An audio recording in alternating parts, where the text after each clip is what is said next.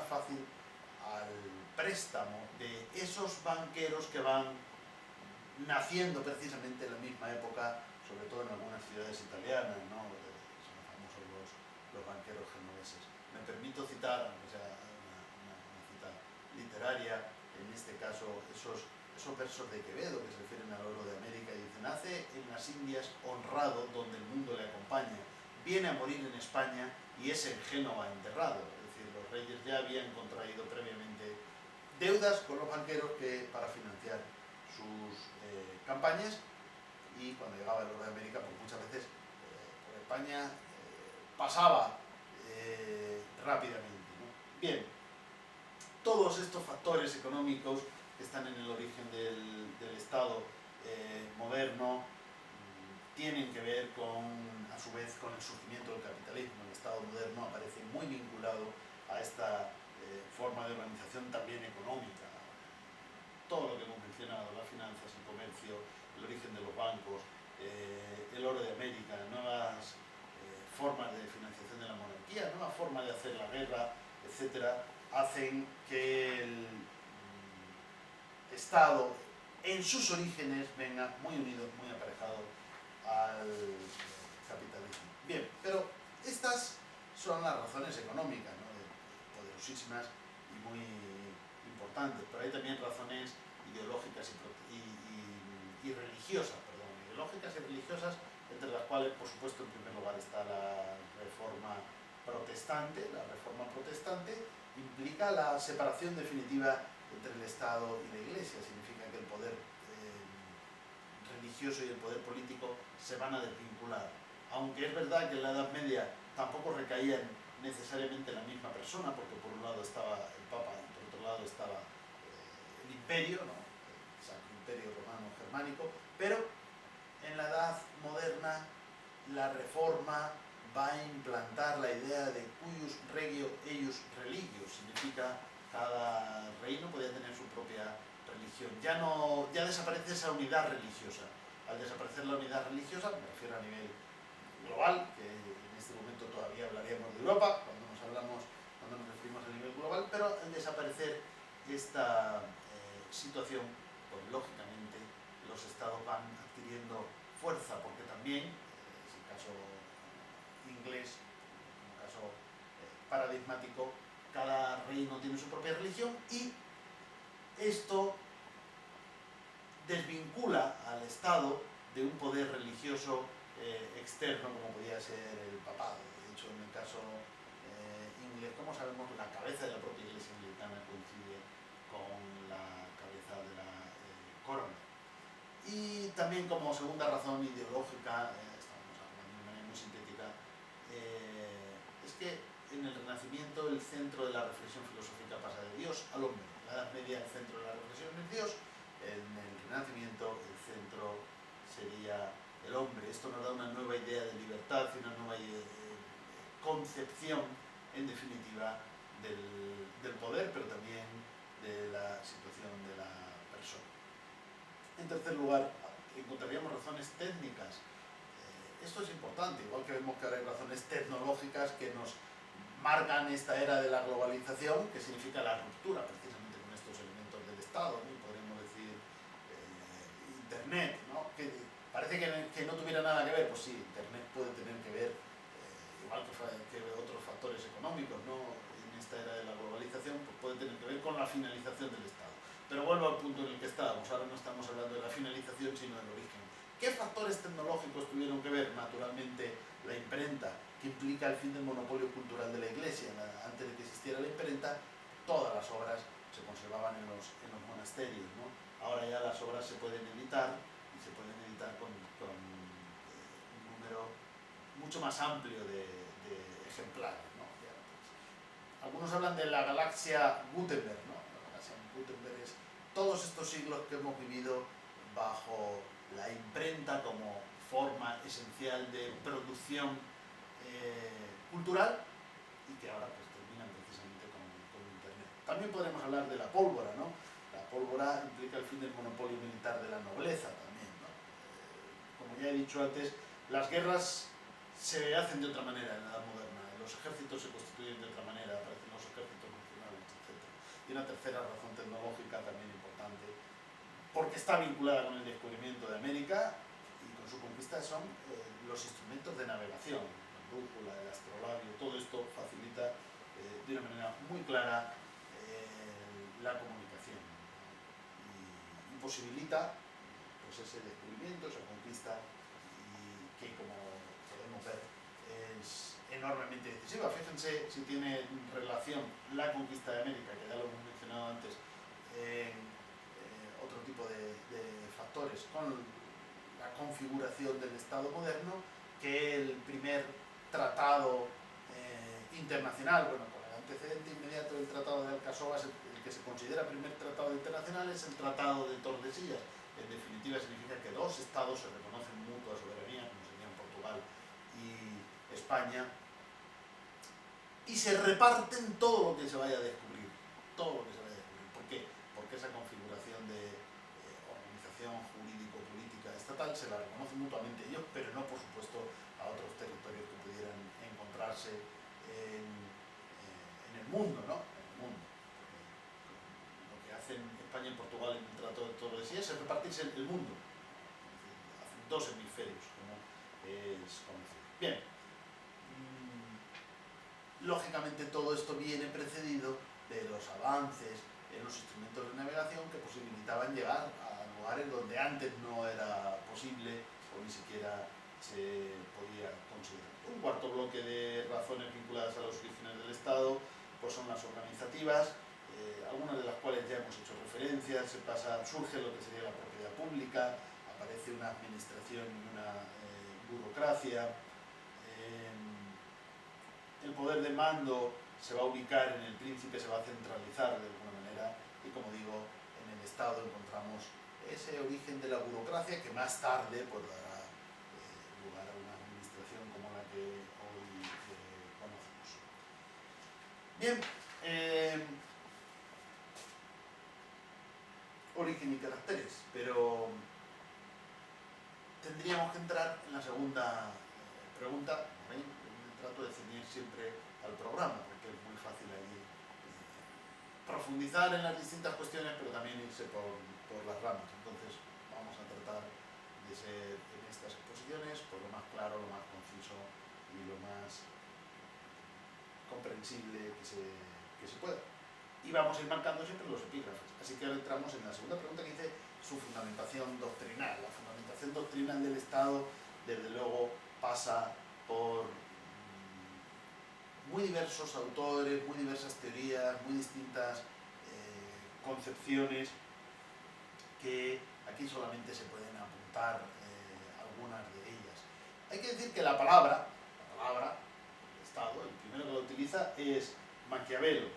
Maquiavelo, autor que nació en 1469 y falleció en 1527, y es autor, entre otras obras, de un libro absolutamente clásico y absolutamente imprescindible en su lectura. Antes pues, se leía y se analizaba de una manera muy profunda en las clases. Ahora, por lo que hemos dicho de las nuevas configuraciones del programa, a veces nos detenemos menos, pero eso no significa que no vayamos a hacerlo en alguna medida, y que por supuesto el príncipe también vaya a ser considerado. De hecho, Maquiavelo, por esta obra, está considerado el padre de la ciencia política moderna, ¿no? Y aquí utiliza por primera vez la palabra Estado, Statum, lo Stato, y nos habla de la ragione di Stato. Bien, por supuesto, no solamente tenemos que mencionar a Maquiavelo por la cuestión terminológica, ¿no? De que sea el primero que haya utilizado esta palabra, sino por ideas muy importantes que están en la base de la configuración del propio Estado, ¿no? Por su propia concepción de la política.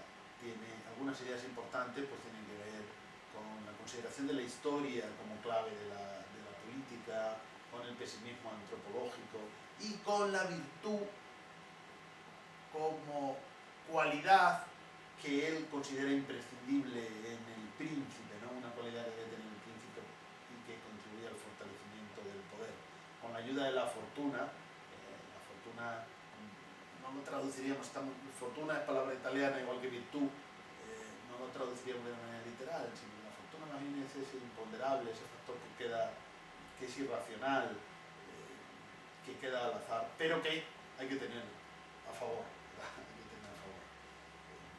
Bien, pues esas, con la virtud y la fortuna, el príncipe puede llevar a cabo ese ejercicio del poder. Naturalmente Maquiavelo es conocido por una idea también esencial, que es aquella de que el fin justifica los medios, y a veces esto ha llevado a un uso peyorativo de la palabra o incluso del adjetivo derivado de su nombre, ¿no? Que sería maquiavélico, pero Maquiavelo justifica el poder en sí mismo, ¿no? Justifica el poder por el poder, ¿no? Y ahí está la clave para él del propio Estado.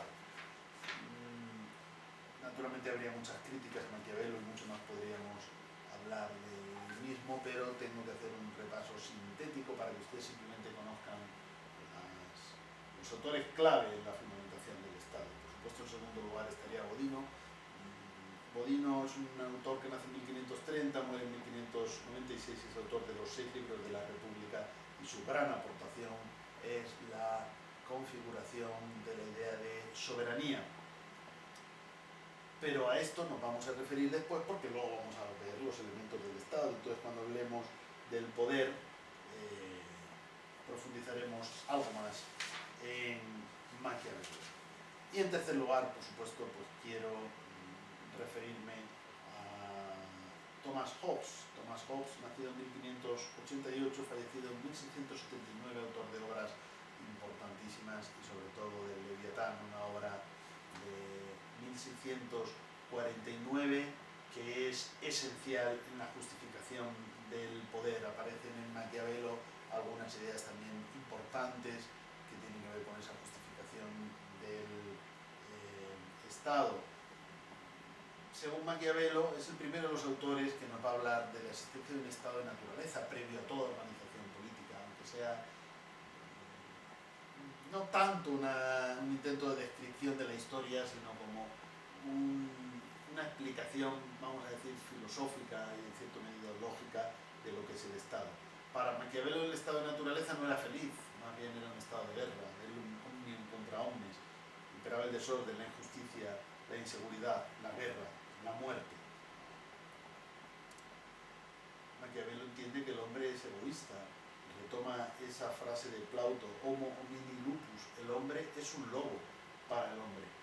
El hombre no es bueno, sino que tiene ese egoísmo absolutamente enraizado. Y por eso es necesario el pacto o contrato social. Es el primero de los autores, que luego vamos a ver, entre los más importantes, por supuesto, que acuden a esta idea. Había un estado de naturaleza y posterior al estado de naturaleza es el pacto o contrato social, que tiene una finalidad determinada, que es preservar la seguridad.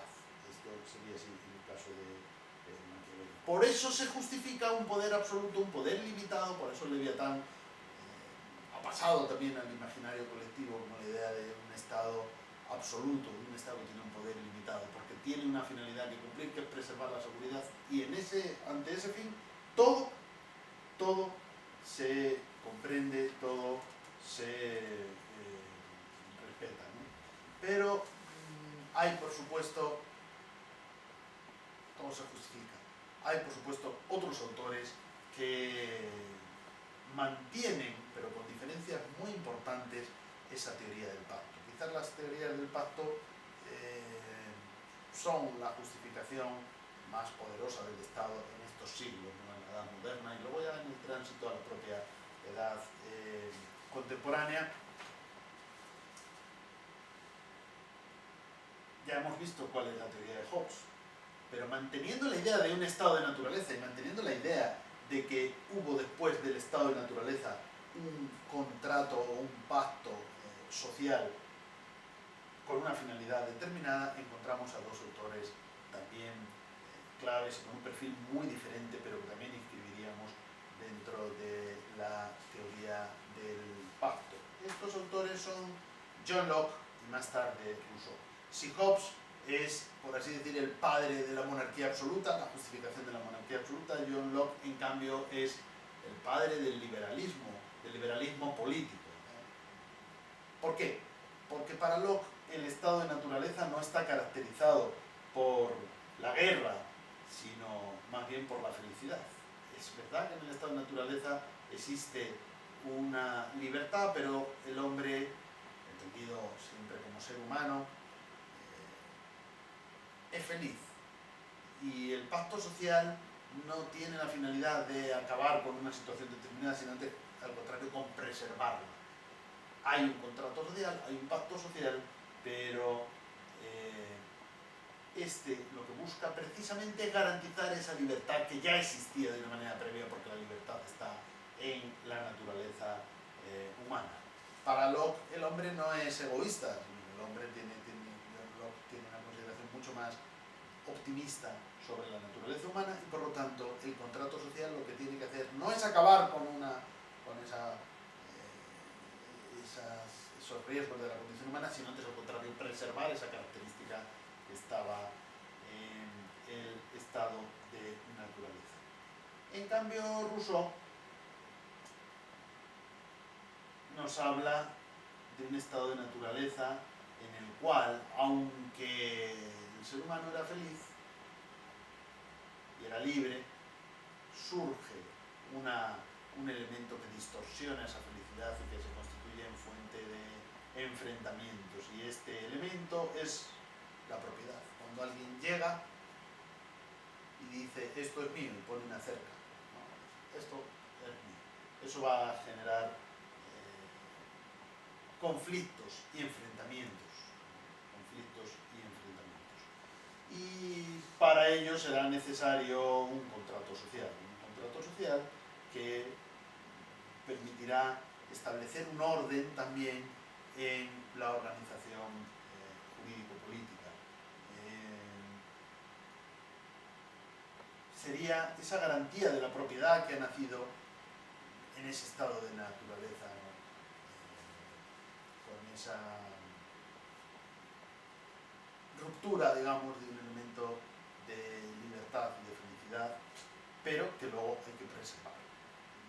De todas maneras, volveremos también sobre Rousseau a la hora